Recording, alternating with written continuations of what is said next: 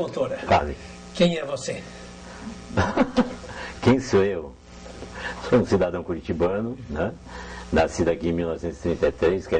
Muitas pessoas pensam que eu nasci em Foz do Iguaçu, outros já espalharam que em Ponta Grossa. Não, foi aqui. Aqui na Avenida João Galberto. Sou um ator, né?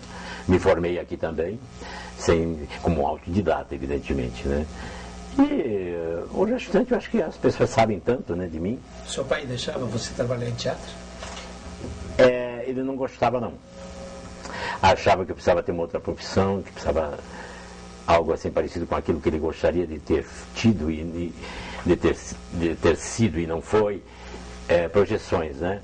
E acabei, na verdade, satisfazendo a ele, fazendo um curso de Direito até o 4º ano apenas. Eu acho que eu fui a pessoa que mais repetiu ciclos lá na universidade. Mas depois eu resolvi abandonar. Eu fui trabalhar com os irmãos Queirolo, você sabe muito bem, né? Fazendo lá um show junto com eles. Achei muito mais interessante do que ficar tapeando a mim próprio dentro da universidade, né? Lá o diretor, que era o Cartacho, achou que eu devia ter, pelo menos, deixado uma possibilidade assim de continuar, né? Mas nem isso eu fiz. Digo, não, aqui para. Você se considera um ator humorístico? Não, eu acho que eu sou um ator que pode fazer humor também, né? Como eu também não me considero nenhum cantor, eu acho que eu sou um ator que posso cantar. Enfim, essas coisas assim, mas é uma característica não.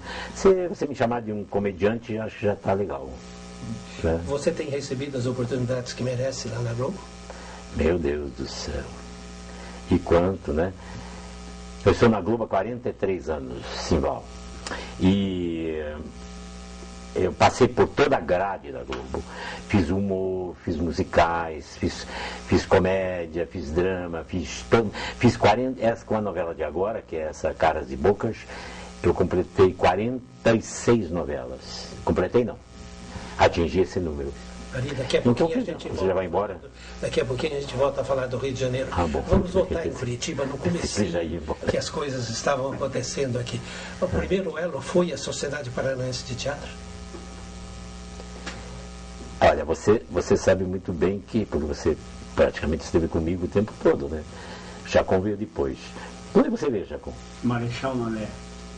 Existe. Lá na cidadezinha. Na beira da linha do trem. Eu não me lembro como você chegou lá. Você chegou no Teatro de Bolsa. O Rubens Rolo e o Sival Martins fez um teste comigo na Rádio Clube Paranaense, para a Rádio Novela, isso em 1914, mais ou menos.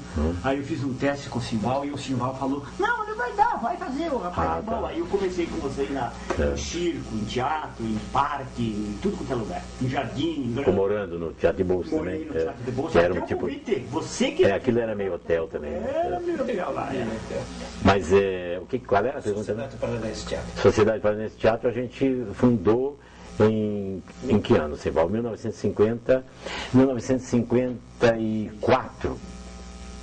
Eu me recordo que nós fizemos isso. Fizemos um espetáculo lá de Se a Moça Chorou, no Teatro do Colégio Estadual do Paraná, lembra-se? O patrono era uma malandragem minha, aliás, era o secretário de Educação. E a professora Eni Caldeira, né? Era diretora do colégio, lá do Instituto de Educação, tinha cedido para a gente aquela parte de trás, onde as alunas faziam ginástica. Lá nós fizemos um auditório, que era a grande pretensão da gente sempre ter um lugar para trabalhar, porque o Guaíra ainda não tinha reinaugurado, e a gente estava sem teatro aqui em Curitiba, né? Nós usávamos o Teatro do Colégio Estadual do Paraná, mas o professor Ribeiro, que era o diretor, não gostava muito de teatro, ele achava que quando tinha elenco misto era um problema, só tinha que fazer peças de... Não? Lia muito Shakespeare, né? Só queria assim, a moda do Shakespeare. Falar em Ari Fontoura é falar em teatro, é falar em arte, é falar em beleza, é falar em professor. Professor de quê? Você lembra-se do Teatro de Bolsa na Praça Rua Barbosa? Então, eu estou tentando... Só um adendo. Antes do Teatro de Bolsa, teve o Teatro Experimental do Guaíra, né? Que foi o precursor do Teatro de Comédia do Paraná. Foi assim, olha. Em 1950, o Colégio Estadual do Paraná começou as suas atividades no novo prédio. Então tinha um auditório lá, como acho que ainda tem, um belíssimo auditório, 900 lugares. passou a ser o único lugar onde a gente podia representar, etc e tal. Foi quando eu fiz eu resolvi fazer uma revista lá, imagina. Uma revista com as meninas dançando, etc e tal, e o diretor, que era aquele homem, intransigente, aberto, mas eu afinal consegui fazer essa revista. Foi no dia 23 de setembro de 1950. Foi aí que começou uma companhia chamada Companhia Estudantil de Teatro. Ao mesmo tempo, tinha, e você estava lá, o conjunto de teatro do Colégio Estadual do Paraná. A gente fez a Rosa de Nossa Senhora, você não estava nesse elenco. Depois nós fizemos, tinha o ensaiador nosso, era o Norberto Teixeira, aquele português, por isso que a gente tinha um sotaque de português o tempo todo na peça, né? Ensinava pra gente, né? Não é? Depois veio uma peça que você fez, que era do Amaral Gurgel, recorda-se?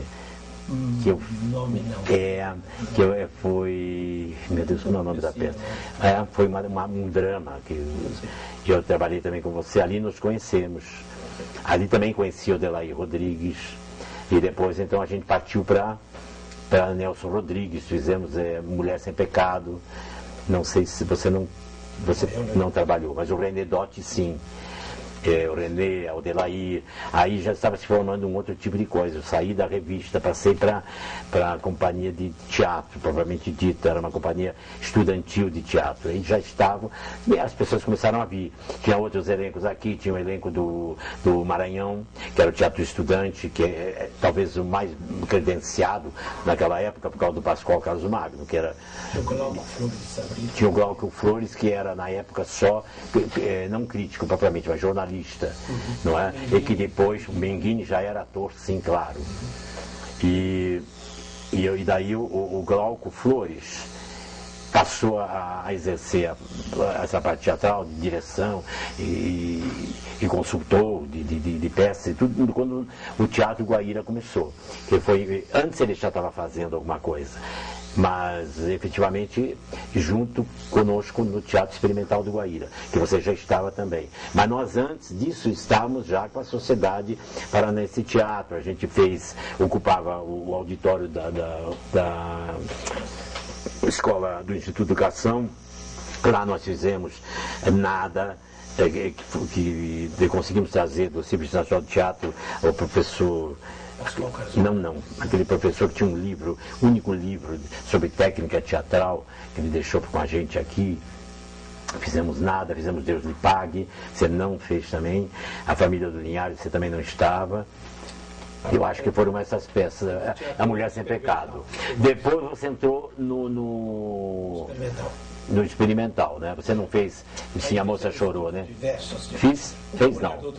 Uma Mulher do Outro Mundo, do Noel Coward. Você não fez A Importância de Ser Severo, do Oscar Wilde, também você não fez. Mas no Teatro Experimental, em 1955, que a gente começou a trabalhar juntos. É verdade.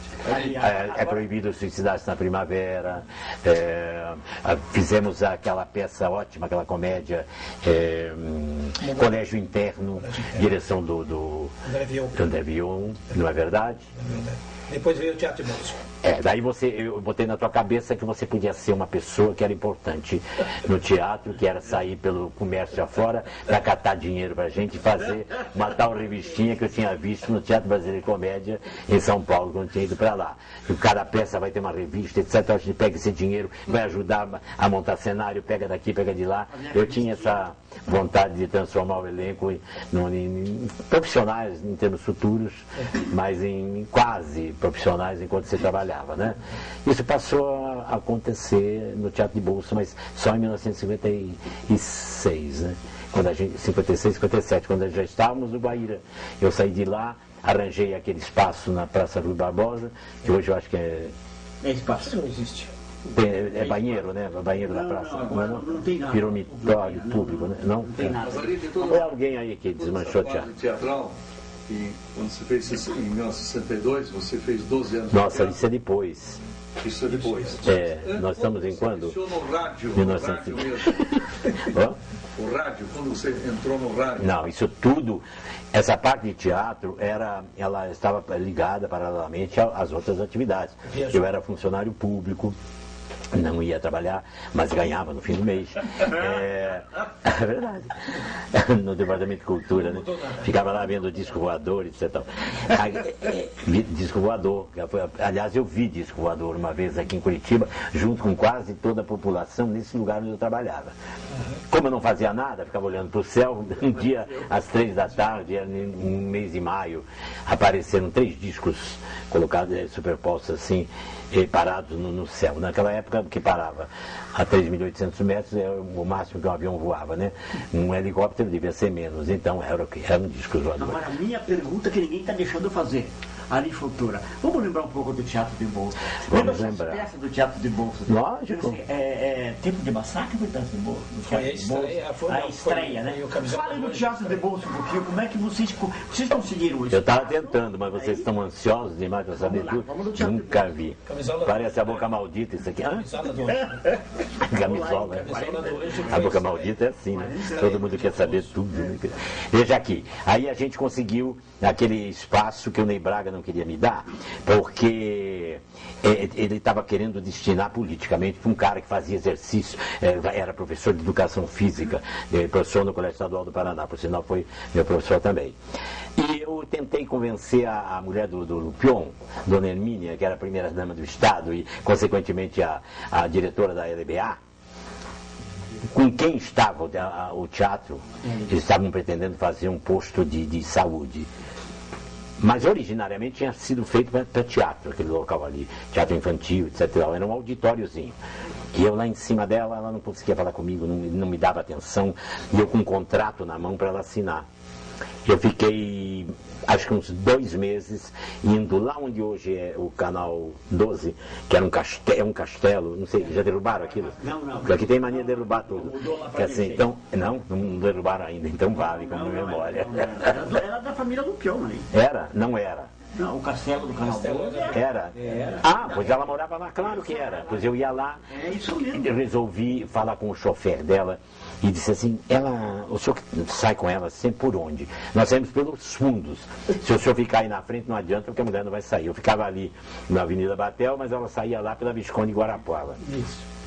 Fiquei parado lá naquele portão 2 meses ou mais, com aquele papelzinho enrolado na mão. Vinha o carro, ela já estava sabendo que eu estava ali, mandava tocar, já ia embora o carro, eu não conseguia falar com a mulher. Ia na LBA, que era na Praça Tiradentes, ela não me recebia. E eu com aquele, já estava deteriorando, de tanto que andava com aquilo, né? Aquele contrato. Um dia o chofer falou assim para mim, estou com pena do senhor. Eu disse, por quê? Porque o senhor não vai conseguir. Quando ela vê o senhor, ela já manda eu tocar. E eu vou encrencar o carro no portão.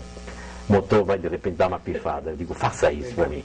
Fez. No que ele fez, eu fui lá, avancei direto lá. Dona Hermínia, por favor, a senhora falou que ia assinar para mim. Mas eu não tenho mais. Está aqui a caneta, está tudo aqui. Ah, meu Deus do céu, pegou e assinou tal do contrato. Que bom. Só que precisava ser a anuência da prefeitura, ter a anuência da prefeitura. Porque o prédio da DLBA e a praça da prefeitura. Aí, perfeitamente. Tem que lembrar. Sim que vale, né? Quando as memórias são mais ou menos parecidas, é bom, né? Isso. Aí eu fui lá falar com o Ney Braga. O Ney Braga, que depois mais tarde se transformou em protetor do teatro brasileiro, etc. Mais tarde, quando ele viu que era um veio bem legal, assim, politicamente, para realmente se aproveitar daquilo. Mas antes não, antes ele era um mero chefe de polícia que tinha sido, de repente, prefeito, né? E ele não queria nada comigo também.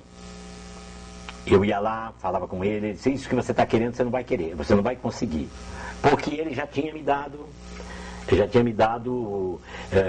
dito que aquilo iria ser transformado num centro esportivo. E veja como era o negócio, né? Quando eu consegui a assinatura da Hermínia, falei com um advogado amigo meu, no cartório que tinha ali na Rua do Dr. Muricy, eu disse, vem cá, leia esse contrato aí. Daí ele leu. A necessidade da anuência da prefeitura aqui? Não, porque deveria anunciar a prefeitura somente quando o prédio fosse construído. A partir do momento que o prédio foi construído e aqui está configurado que pertence à LBA e a dona Hermínia e a presidente assinou, só basta você me dar esse papel aqui, me dá isso aqui. Peguei, paste, reconheceu firme, etc., carimbou tudo aqui para mim. Quer dizer que a gente não tem mais nada. O prefeito não precisa mexer nisso. Não, ele está usando assim só por usar. Ele não tem nada que fazer. Pois bem, peguei, amarrei aquele negócio, botei na mão. Fui embora para a prefeitura, eu não precisava ir lá, mas eu fui lá. Cheguei lá, tinha um sujeito que era um leão de chácara dele, que ficava ali como na saleta, separando quem ia falar com ele ou não, etc. Tal. Ele me viu e disse: eu quero falar com o Ney Braga. Ele não vai te receber, etc. Tal, Saí de lá, fui correndo no jornal da tarde, um jornal Estado do Paraná, e disse: olha, eu tenho uma notícia para dar para vocês. Eu acabei de conseguir o teatro, lá o local para fazer um teatro de bolso. Mas... E aqui está o contrato, se vocês quiserem fotografar, etc e tal, quiserem uma cópia, eu posso dar. Foram lá, tiraram uma cópia e ficaram lá e publicaram a tal notícia. Ari Fontoura e sua equipe lá, nem todo vai ocupar o teatro de bolso, vai haver uma reforma, aquela coisa arada toda que aconteceu. Quando eu fui lá de novo na prefeitura, o Ney Braga mandou me chamar, eu estava sentado assim, mandou me chamar: vem aqui que eu quero falar com você. Em um momentinho já vou. Eu fui lá de novo. Cheguei lá com o jornal debaixo do braço e ele com o jornal em cima da mesa. Que negócio é esse aqui? Não, e o que você veio fazer aqui? Eu só vim dizer que eu não preciso mais do senhor. E o senhor já leu a notícia no jornal? Li. Eu queria que o senhor então soubesse disso. Só vim aqui para isso. Não preciso mais do senhor. Eles veremos. Deu essa mamão lá na escrivaninha e eu fui-me embora. Nasceu o teatro de bolso. Tirei uns mendigos que estavam dormindo lá, arrumei aquilo mais ou menos e começamos a reforma. Minha mãe vendeu um terreno. Botou outro mendigo. Depois apareceram vários. Minha mãe vendeu um terreno que ela tinha e eu fiz uma dívida com ela que eu nunca paguei. Não deu, né, para pagar. Você conhecia aquele senhor que tinha uma loja de fazendas na Rua 15, recorda? Assim, um turco legal, aberto, não sei como é o nome dele. Salim. Deve ser, mas perto do Louvre, era o Louvre aqui na frente, tinha outra loja ali no lado. Ele nos deu todos os tecidos, as cortinas que a gente queria. Foi lá no Móvel-Cimo, falei lá com a Tacla. Aníbal Tacla. E fui lá, fomos lá, aliás, nos Móvel-Cimo, na Barão do Rio Branco. Eu consegui 300 poltronas na Rádio Marumbi, por um preço insignificante para pagar quando desce. E a gente começou a se virar. Ficou bonitinho. Inauguramos o teatro, só não tinha dinheiro para fazer o principal, que era a fachada, para caracterizar que lá era um teatro e tudo, né? Tinha já a fachada prontinha, mas não tinha dinheiro para isso. E como a mesma coisa que fazer uma festa e não mandar convite, né? Não vai ninguém, né? No primeiro dia fizemos a Camisola do Anjo, uma peça do Pedro Bloch, Darcy Evangelista. Você estava também, você ainda não. Depois veio o Massacre, foi um fracasso, Camisola do Anjo, ninguém foi assistir. Depois fizemos Massacre, que era uma boa peça. Manuel Robles. Foi. E também não foi ninguém. E o teatro estava indo cada vez pro brejo. Cada vez mais. Foi mais difícil. Aí levantou. Aí tinha o doutor Cícero Camargo de Oliveira, que tinha escrito essa peça. Ela só é Society. Você fez Massacre também, né? Você fazia o ator. Camisola do Anjo você também fez. E daí aí vocês não queriam fazer a tal peça do Cícero. Nós nos reunimos lá, porque a gente decidia tudo de comum acordo. Nessa época o Maurício ainda não era casado com a Jane, né? Não, mas o Maurício já estava morando no teatro também. Tá. Todo mundo morava lá, menos eu. Tinha até um bloco de O Não Agite que ensaiava lá dentro. O teatro funcionava, na verdade, 24 horas por dia. Não parava. Então, sempre tinha gente lá, né? Se não tinha ninguém, tinha gente dormindo, mas tinha gente lá. Foi inovador também, né? Ali fazendo teatro de revista. Né? Foi. Paulo Avelar e o Delair. Também. Casaram lá. Casaram lá. Agora veja aqui. Daí vocês não queriam fazer aquela peça.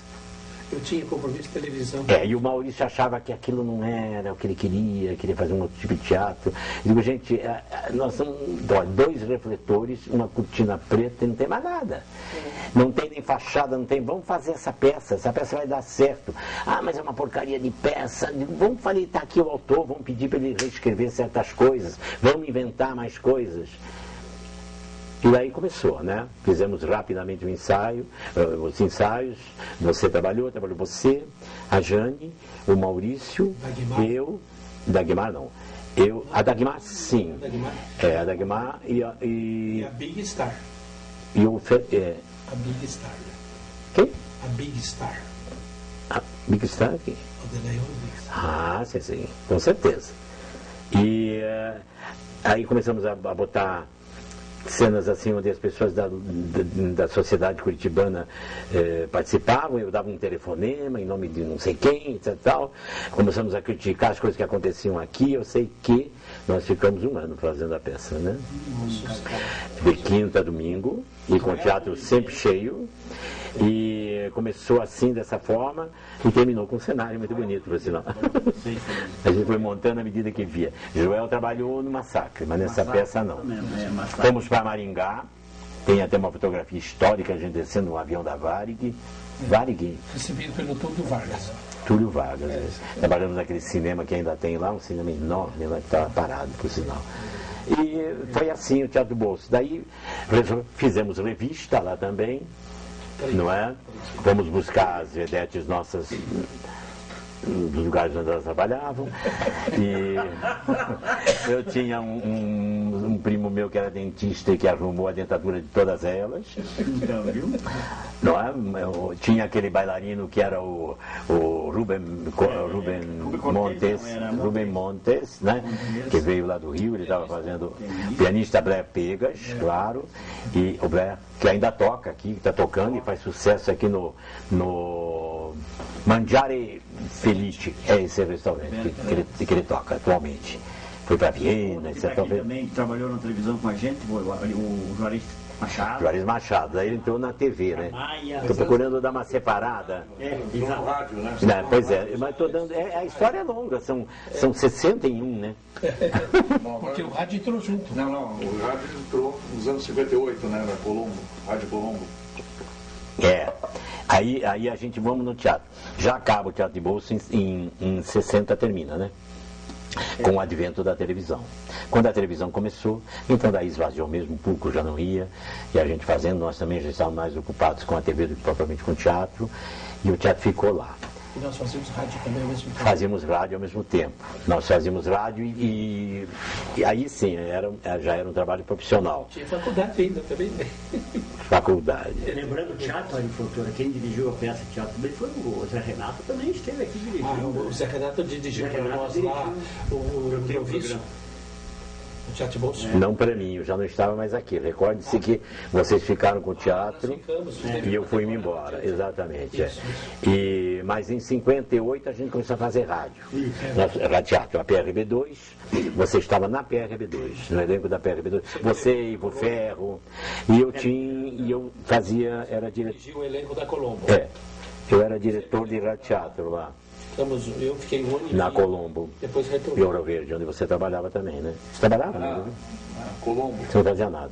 O que você fazia na Colombo? Transmitia corrida de cavalo. Ele era jockey. Sei. Mas ficamos lá. E de lá, como a emissora era dos Stresser, da família Stresser, de lá eu fui convocado por ele, escolhido por ele, enfim, para tocar a teledramaturgia da televisão que iria acontecer. Teve o Canal 6 em 62. Eles eram os donos do Canal 6. Mas José Loureiro. Não foi em 62? Exato. Mas antes o Dr. Najib Shed, que foi realmente a pessoa que fez lá no prédio onde eu moro. a primeira experiência sobre televisão. No primeiro andar. Foi uma emissão pública, né? Na Praça Osório, o pessoal não acreditava naquilo, estava todo mundo querendo correr, vendo aquelas imagens que vem em cima. Ali na esquina. Eles punham uma câmera numa vitrine e a gente corria no vídeo para ver o que estava aparecendo. Antônia Maria parece que foi a que apareceu também. Mas a tua experiência no Tijucas, você esteve? Eu trabalhei lá uma época. Depois que eu dirigi um espetáculo chamado A Moda Através dos Séculos. Você trabalhou nesse espetáculo? Eu trabalhei. A Moda Através... O que você fazia? Eu fazia o apresentador. Ah, é? E o Rogério Delê, né, fazia o tempo, etc. Tinha um livro que abria e fechava, etc. E eu dirigia aquilo para umas senhoras aí da alta sociedade. E tinha uma menina que era filha de não sei de quem. Ali abriu um certo espaço, né? E Ultralar, tinha uma loja chamada Ultralar, e ela era acionista da Ultralar, e já gostou muito de mim, disse, você vai animar um programa que dá prêmios no canal 12, e eu fui lá, era às 5 da tarde, dava um fogão, dava uma geladeira. Um dia eu fui numa festa, bebi um pouco demais, cheguei muito alegre, e dei num dia só todos os prêmios do Amés. Quebrei o programa, né? Show Valig, não, esse Show Valig já era uma outra... No Teatro Guaíra foi o Show Valig. Nos escombros do Teatro Guaíra, quando estavam construindo o Teatro Grande, Show Valig foi de lá. Pois é, mas isso aí era no Canal 6. Vamos chegar na televisão lá? Canal 6. Exatamente. Show Valig, quando a Anissete e o Paulo já faziam aquele programa Dona Jandira, Em Busca da Felicidade. Cláudio Correia Castro não estava ainda. Não, ainda ele veio depois. Ele veio dirigir a Megera do Mar com a gente. Em 1966. Você foi convidado pela Rede Tupi de televisão para aprender a dirigir dramaturgia. Exatamente. Na então, televisão. Partir daí. Veio e então fundou o elenco de... Aí ele chegou e falou para mim, veja, o Ronald César me chamou lá na sala dele e disse que estava satisfeito com o trabalho, com o resultado da nossa equipe, do nosso elenco. Nós tínhamos substituído novelas que vinham gravadas de São Paulo e Rio, da própria Rádio Nacional, que era mestre em radionovela, e estávamos fazendo ao vivo já com o elenco daqui, e tinha um elenco grande, que vivia profissionalmente da televisão. Isso tudo graças ao trabalho, o nosso trabalho, enfim, equipe, né? E ele me disse, eu gostaria que você ficasse, nós vamos abrir uma TV aqui, vai ser uma emissora associada, gostaria que você fosse a São Paulo fazer um estágio para ser o diretor de teledramaturgia do Canal 6. Aí eu expliquei a ele que eu não tinha experiência, que televisão para mim era uma coisa muito distante, por isso você vai fazer um estágio de 3 meses. Eu fiquei 3 meses em São Paulo, na rádio, Rádio Tupi Difusora, nos estúdios da TV Tupi, junto com Cassiano Gabus Mendes, que me abriu as portas totalmente de todos os setores da emissora, e eu só não aprendi o que não quis. Mas... Junto surgiu o Teleshow CCI. Bom, daí a gente veio, a televisão foi inaugurada, você também trabalhou, acho que, junto com a Marli Bueno, no primeiro, chamava-se Interurbano, por favor, era uma peça americana, que até hoje existe, uma peça que foi feita por rádio, acho eu, e que ela fazia, era uma paralítica que ficava... era ameaçada de morte, né, pelo próprio marido, que no final a gente sabia que era ele. Um filme também foi feito com a Barbara Stein, que chama-se A Vida por um Fio. Tá por aí. Deve estar aqui na sua locadora, né? Era bom ter esse filme. Filme bom esse. E o elenco era do Paraná, a gente ensaiou tudo que tinha que ensaiar com ela, e depois ela veio, nós fizemos um ensaio total, reunimos o espetáculo, foi feito ao vivo, tudo era ao vivo, né? Não tinha gravação, não tinha videotape, não tinha nada. Porque os programas que nós fazíamos eram assim. Daí então que entra o Osni Bermudes, né? Que era diretor nosso lá, entusiasta de tudo que a gente fazia. E era o grande diretor dos teleteatros, precisava realmente ter uma pessoa que fosse muito observadora e tranquila, né? Para poder fazer as coisas ao vivo, né? Você começou a fazer... antes até, nós fizemos o teleshow, um teleshow chamava-se Teleshow CCI, né? Não, mas não foi isso. Não. Daí aí eu comecei a ensaiar algumas peças, o Grande Teatro das Sextas-Feiras, com a Lala, com os atores de teatro daqui, com vocês. O Maurício começou a escrever também, fazia uma série lá, que eu não sei o nome. Você também estava ocupado. Eu entrei no Teleteatro CCI. No Teleteatro CCI, exatamente. Mas eu briguei com o nosso amigo lá, o Finzeto, que tinha um problema sério comigo. Ele tinha um problema de sombra, era uma coisa estranha. E nossas ideias não combinavam. O que eu trouxe de São Paulo não era o que ele queria não era de lá. Enfim, sabe essas coisas que não dá certo? Eu digo, sabe o que, Luiz, eu vou fazer o seguinte, fica com tudo isso aí, eu vou me embora. E fui embora. E daí viajei com a Odelair, com o Blair, que era o pianista, né? Estava meio chateado, digo, gente, vamos passear um pouco aí por Santa Catarina. Mas não tem dinheiro, vamos embora, eu pago para vocês, vamos embora. De ônibus, andando de um lugar para outro, parava no lugar, vamos fazer um show aqui. Daí a gente fez um show lá, tem piano no clube? Fizemos um show, ganhamos dinheiro, já ficamos com aquele dinheiro a mais para gastar, fomos para Florianópolis, fizemos outro show, chamava-se... Era um show de variedades, assim, as coisas que a Adelaide sabia fazer, eu também. E nesse trajeto de andar de ônibus de um lado para outro, essa coisa meio errante, eu comecei a inventar umas coisas assim, as árvores, olha lá, os pássaros, os muros, a mulher, contando coisas engraçadas, e lá. Aí eu falei assim, quem sabe se podia nascer um personagem aqui, não é o Delair, você podia ser o ajudante dele, assim, que nem o Getúlio Vargas, uma coisa parecida. Nasceu o Dr. Pomposo nessa viagem. Dr. Pomposo, que foi um personagem, quando eu vim para Curitiba de volta, fiquei por ali, não estava trabalhando, os dois como chamam os dois lá da CCI, da Companhia Comercial de Imóveis? Elon Garcia. Quem? Elon Garcia, não. Eli Tomás de Aquino e um outro. E o Cardoso. Pois é, eles dois me procuraram, me disseram, nós vamos fazer um lançamento de um prédio em Caiobá, uma coisa assim, né? E gostaríamos de fazer um show com você e tudo mais. Digo, olha, eu só aceito se vocês pagarem, se for uma coisa completamente separada da rede. Vocês compram horário e eu entro. Faço assim. Sim, eu vou, senão eu não quero. Se eu ficar na dependência do nosso amigo lá e fazer o que ele quer, eu não quero fazer. Não, você faz o que você bem entender. Carta branca. Cheguei lá e pronto. Passava nem na sala dele. Foi sucesso. E daí ampliou-se também. Nós vendemos o programa vendeu em 16 dias aquele prédio todo. Porque estava programado para quase Foi o primeiro prédio, né? De 10 andares em Caiobá. Não somente isso, porque lá inovou no mercado. E vendeu, né, rapidamente, imagina, era para vender em 6 meses. Famílias. Que é 24 famílias? Isso, usava 15 dias por ano. Isso? Era o processo. E conseguiram vender tudo. Mas aí, aproveitando o Dr. Pomposo Ribeiro, né? Ele se tornou uma figura, era uma sátira política, né, da época, e foi um sucesso grande.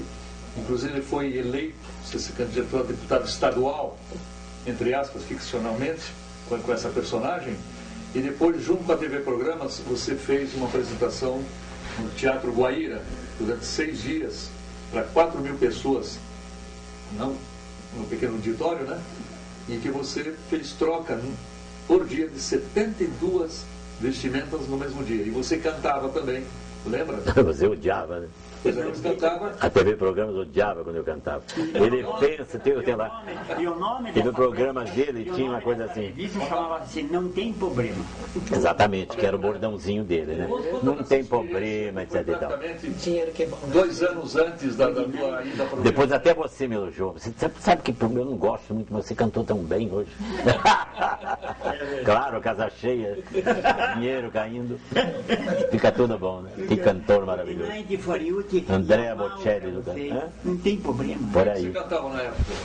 Não, eu achava assim que a minha ideia era outra, era abrir o show com umas mulheres dançando, com perna para fora, etc. As coisas que eu via lá fora. Eu viajava muito, eu ia para o Rio, ia para São Paulo, sempre estava indo e voltando, tinha uma conta assim, permanente dentro da Aerovias Brasil. Aerovias Brasil, não? Aerolínea, Real Aerovias. E eu ia ver lá, ia captar as coisas que estavam fazendo, não tinha videotape, não tinha nada. E eu tinha ideias boas. Quando a Sarita Montiel ia chegar no Rio de Janeiro, eu queria fazer a Sarita Montiel saindo aqui do aeroporto como é o nome? De Afonso Pena. Daí, você é um maluco, onde se viu, quem vai fazer a Sarita Montiel? Eu vou fazer a Sarita Montiel. Fui lá na maquiagem, o Rubem Montes fez um vestido para mim, exatamente como ela usava na violeteira, e eu estava parecidíssimo com a Sarita Montiel. Eu não vou dizer uma palavra, não vou falar nada, apenas um óculos escuro, um pano na cabeça, descendo. Sarita Montiel vai se apresentar no programa do show CCI. Não toparam. A ideia era outra, era maravilhosa, porque daí ia fomentar aquela coisa, Sarita Montiel, essa cantora, estava na moda e tudo, ia entrar no programa. E daí chegava lá no programa, soltava um disco, dublava, tranquilo. E a mulher lá longe, etc e tal, Osni com certeza ia botar traquitana em cima dela, flores jogando de um lado para o outro, violetas, ia ser ótimo. E você, entendeu? Do Teatro Guaíra, se não tem problema, você cantava Fica Doido, Varreira, eu cantava essas coisas, de opereta, e eu fazia paródias. O sucesso maior era o Boneca de Piche, né? Boneca de Piche com Adelaí cantando, nós fazíamos em dupla aqueles números, e todos, ela cantando ópera, eu cantando também, a gente ia aprender, ia botar a voz em, como se diz, aí educar a voz, etc e tal, lá quando aquela mulher russa, aquela cantora. Uma grande cena que você tem. O interessante é o seguinte, é que eu tinha uma loucura que as pessoas demoravam a embarcar. Entendeu? Às vezes achavam até que eu estava bêbado, drogado. Eu nunca usei isso, nem precisou. Se imagina se usasse, né? Acho que, né? E não ia ter me mandado embora. Não teria acesso a nada. Mas eu tinha umas ideias de centros maiores, né? Mas Curitiba era uma coisa que sempre. O pessoal daqui sempre freava, a gente, freava, não deslanchava. Não tinha uma velocidade da televisão na cabeça. Aí lembra-se daquele script, não sei se você quer registrar, mas registra, que você aí vem aqui que nós vamos fazer o Tarzan, fizemos aí você leu o script assim e falou, papapá, macacachita. Aí ela parou e falou assim, e essa macacachita aqui, quem que vai fazer? Você, Aldelaí. Ela fazia macaca. Genial, querido. E na hora eu esqueci o texto, que eu não decorei direito. E ela começou, o que eu falo? Fala. E ela, mas não sou eu, macaca não fala. Fala sim, a partir de agora a macaca vai falar. E a coisa correndo, e o Osni não cortava nunca. E você ficou num texto assim, Minjane e o Tarzan. Minjane e o Tarzan e aquilo lá. E acabou ela rindo. Eu digo, corta isso tudo aí que entra o comercial, porque não dá para terminar esse capês aí. E era tudo uma farra, e dava certo. 64 veio o Rio de Janeiro. Daí era isso, né? 64 veio o Rio, e eu achei que... Por que eu fui para lá? Porque eu já era minha intenção ir embora de Curitiba desde que eu tinha 19 anos. Quando eu fui para São Paulo, eu estava no Colégio Estadual do Paraná, fui escolhido entre os alunos lá, eu e Dino Almeida, 10 alunos, nós fomos escolhidos para ir num negócio de literatura infanto-juvenil. Eu fui para lá, e quando eu cheguei em São Paulo, fiquei completamente doido com a cidade. Eu nunca tinha saído. Eu com 19 anos não conhecia mar, imagina. Né? Primeiro que era ruim de chegar na praia, não é tão fácil como agora. Mas em São Paulo, para mim, foi uma abertura fantástica. Fui lá, vi teatro, vi aquelas coisas todas, não vou me embora. E nós estávamos hospedados no Pacaembu. E o professor Guido Arzua, que estava nos levando lá do Colégio Estadual do Paraná, na hora de vir embora, no domingo eu me escondi no banheiro. Mas o banheiro, para infelicidade minha, ou sei lá, felicidade, sei lá o quê, tinha só meia parede. E eu me escondi. Cadê a Mari Fontoura? Mari Fontoura e eu lá, escondido. Vai todo mundo embora, eu não vou ficar aqui. Daí a pouco ele resolveu dar uma olhada por cima, se apareceu a cabecinha do professor Guido Arzua aqui, olhou e disse, não adianta nada você ficar aí. Se você quer ficar, você vai ficar, mas quando você vier sozinho, agora você vai comigo. Porque eu tenho responsabilidade, tenho que entregar os 10 lá. Lá vinham naquela viagem que não acabava mais. Curitiba, São Paulo, demorava 24 horas para chegar, não tinha estrada, né, de ônibus, e de trem, então, parecia que a gente ia para o céu, para o inferno. E a viagem de volta foi uma viagem longa. Aí eu comecei a encher o saco da minha família, que infelizmente não tinha recursos, mas querendo ir embora, e ninguém querendo, e minha mãe, aquela italiana, sabe como é que são os italianos? Italianos são passionais demais, se agarrava em mim, vou perder meu filho, etc. Aquela chantagem sentimental prorrogou até que eu tive. Um dia falei, olha, não vou falar mais, elas não falam mais que vai embora. O dia que você for embora, daí você chega e diz, porque eu já estou até aqui com essa história. Choro toda hora que você fala, não quero mais chorar. Você vai chorar uma vez só. Eu digo, tudo bem, mãe, vamos lá então. Quando chegou no dia 30 de março, eu já estava com tudo preparado, cheguei para ela e eu fiquei aqui. Eu tinha ganho um certo dinheiro, não eu, mas as pessoas, né? Comprei um sítio para mim. E quando o videotape chegando, quando o videotape chegar, essas coisas todas nossas vão ficar obsoletas. Nós vamos ter que reaprender a fazer tudo. A programação de fora é mais forte. Já vem tudo pronto, ninguém mais vai querer fazer nada com a gente aqui. E o que vai acontecer? Eu vou permanecer aqui, daí fui lá no sítio, tinha um chofer, porque eu me negava a dirigir, eu odiava dirigir na minha cabeça, porque eu nunca tinha dirigido. Hoje eu não vivo mais sem dirigir. A coisa que eu mais gosto de dirigir, lamento ter começado a dirigir aos 40 anos. Mas eu fiquei lá, da barriga para o alto, vendo lá aquele meu sítio maravilhoso, plantando tomate. Já estava pensando em comprar uma casa ali que estava à venda na Praça Zacarias, fazer um restaurante. Sim, para botar o tomate para funcionar, não é verdade? Porque estava lá. E eu digo, ai meu Deus, e olhei, estava uma barriga imensa, maior que a minha agora. O que eu estou fazendo da minha vida aqui, gente? Eu tenho que ir embora. Não adianta mais. O olho que eu tenho, né?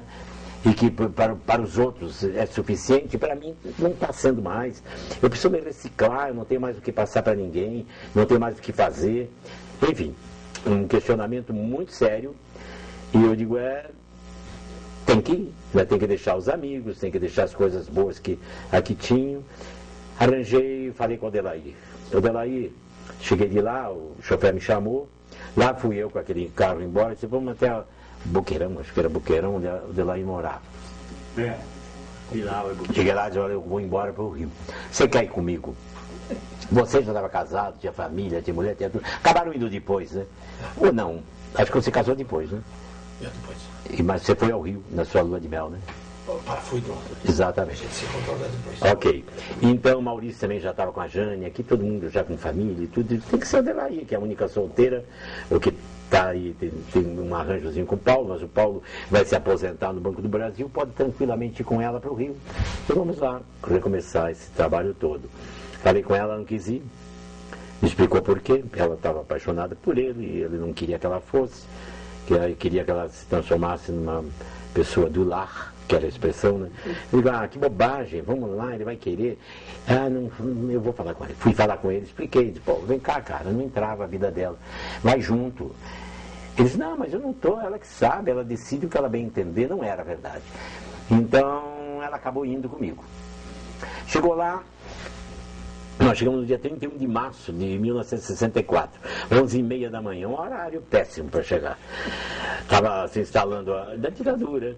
Estávamos por lá, eu e o Delaí passamos lá pelo Santos Dumont, e tinha um cordão polonês, assim, um corredor polonês, guardas armados de todo jeito, e a gente passou pelo meio ali, depois revistaram toda a nossa bagagem. Eu não estava sabendo o que estava acontecendo, que a gente não sabia. Eu, pelo menos, estava tão preocupado em ir embora. Bom, deixa eu contar isso. Cheguei para minha mãe no dia 30 e falei, eu vou me embora para o Rio. Ela, o quê? Ele disse, eu vou me embora para o Rio. Então, aqui a minha passagem, está tudo aqui. Mas como? Eu digo, a senhora não falou que a hora que eu fosse dissesse? Então, agora a senhora já sabe, de manhã eu viajo. Ela disse, então deixa aí a tua bagagem, que eu escolha tudo que você vai levar, não sei o que você vai fazer, que eu vou passar e arrumar a tua roupa. Ficou lá, mexendo. Fui eu lá, daí falei com a Delaí, no outro dia a gente veio, fomos embora para um dia muito triste, por sinal. Não é uma situação que eu não gosto muito de relembrar, mas que, em todo caso, eu insisti em ser cantor, né? E eu tinha um DVD, um CD, não é CD nada, long play, gravado, etc e tal, e junto com ela também cantava umas músicas, fazíamos humorismo e tudo, levamos aquilo, e eu precisava desesperadamente da minha carteira de música, a Ordem dos Músicos. Deixei tudo direitinho na minha casa, assim, para sair. Na hora que eu saí, me esqueci da carteira. Eu estou chegando lá perto do aeroporto, tenho que voltar para pegar a carteira. Voltei para casa. Por que eu voltei? Minha mãe, que se despediu de mim, daquele modo assim, tão assim, ela, com tanta coragem, né? Estava sentadinha assim, daí eu tinha a chave da casa, que ela me deixou, você fica com a chave para voltar quando quiser. Vim, passei, ela estava sentadinha assim no corredor ali, estava chorando, evidentemente. Isso era uma coisa que eu não precisava ter visto, se eu tivesse um pouco de memória e tivesse levado a tal da carteira. Peguei a carteira, não voltei atrás, fui-me embora, e lá fiquei. Eu estou há